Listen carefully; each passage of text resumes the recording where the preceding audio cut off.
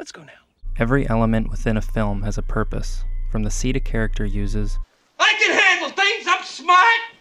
to the date of a pressed coin. You know what date is on this coin? No. 1958. It's been traveling 22 years to get here, and now it's here. Lighting is no different.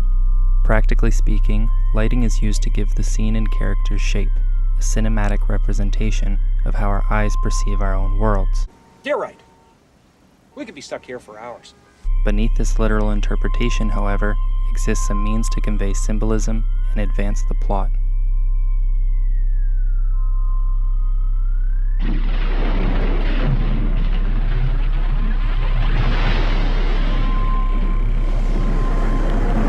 John Carpenter's The Thing released in 1982 to a series of not-so-loving reviews. Today it is looked upon dearly. Its relatively simple plot and bottled environment aids the retention of its audience's attention. As with its plot, its application of light as a narrative device is simple yet effective. As such, the usage of light within a deeper context is easy to spot, if, of course, you know where to look. For brief context, and for those who have not seen the film, this scene contains 8 characters: MacReady, Childs, Doc and Clark, Palmer, Knowles, Gary, and Windows. We're gonna draw a little bit of everybody's blood. We're gonna find out who's the thing. Watching Norris in there gave me the idea that maybe every part of him was a whole. Every little piece was an individual animal with a built-in desire to protect its own life. You see, when a man bleeds, it's just tissue. The blood from one of you things won't obey when it's attacked.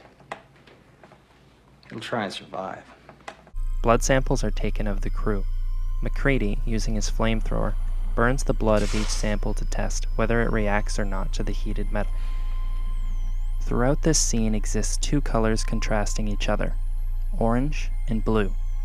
Opposites of each other on the color wheel, they are naturally matching colors.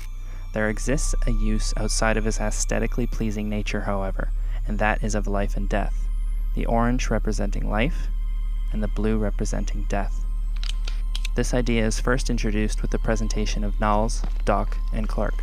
Here Knowles is lit with a faint orange glow.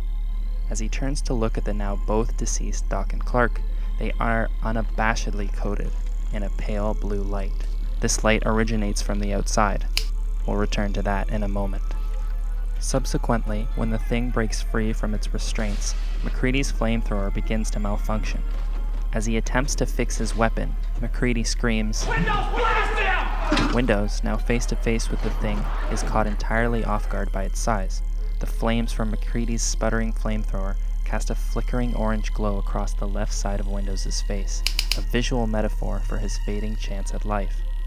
The right side of Windows' face, however, is cast with the solid blue glow from the window, representing his coming death. As the thing wraps its tentacle around Windows' neck, his body is now cloaked in the blue from outside. The flickering of MacReady's flamethrower has all but stopped. To add to this, as Windows is finally thrown from the jaws of the thing, his leg kicks a working light bulb. This light bulb, glowing orange, is broken only to change colors to blue.